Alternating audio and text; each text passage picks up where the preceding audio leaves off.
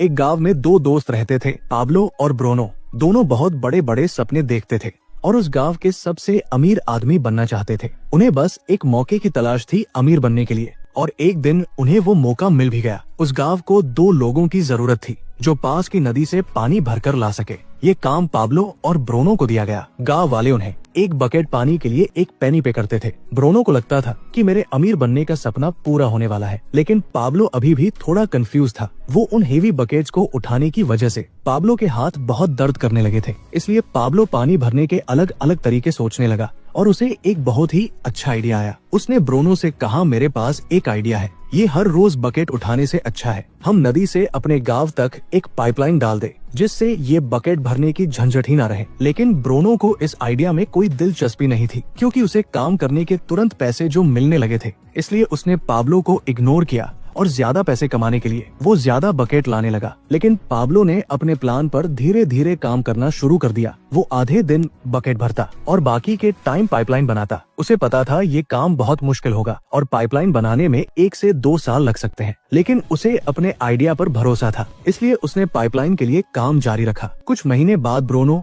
और गांव वालों ने उस पर हंसना शुरू कर दिया, क्योंकि 1-2 महीने में उसका कुछ खास काम नहीं हुआ था। इसलिए गांव वाले उसे पाब्लो द पाइपलाइन मैन कहकर उसका मजाक उड़ाते थे। और दूसरी तरफ बकेट भरने वाले ब्रूनो की इनकम डबल हो चुकी थी। वो एक बड़ा घर खरीद चुका था, उसकी लाइफस्टाइल बदल चुकी थी। ब्रूनो जब वीकेंड्स पर मजे करता तब भी पाब्लो पाइपलाइन के लिए खुदाई का काम करता था। और कुछ ही महीने बाद पाब्लो की आधी पाइपलाइन बन चुकी थी, जिसकी वजह से उसे पानी भरने के लिए अब आधे रास्ते तक ही आना पड़ता था। इससे उसका काफी टाइम बचने लगा और वो पाइपलाइन बनाने में ज्यादा टाइम देने लगा। इधर कुछ महीनों बाद ब्रूनो को रियलाइज हुआ कि रोजाना इतनी बकेट उठाने से उसका शरीर अब पूरी तरह से थक चुका था। अब वो पहले जितना पानी नहीं ला सकता था, जिसकी वजह से वो बहुत परेशान रहने लगा। और इस तरह महीने गुजरते गए, पर पाब्लो ने अपनी पाइपलाइन पर काम जारी रखा और देखते ही देखते कुछ ही साल में पाब्लो ने पाइपलाइन कंप्लीट कर ली। अब वो बकेट उठाने की जगह पाइपलाइन से गांव वालों को 24 घंटे 7 दिन फ्रेश पानी देता था, जिससे पाब्लो पहले से बहुत ज्यादा कमाने लगा था।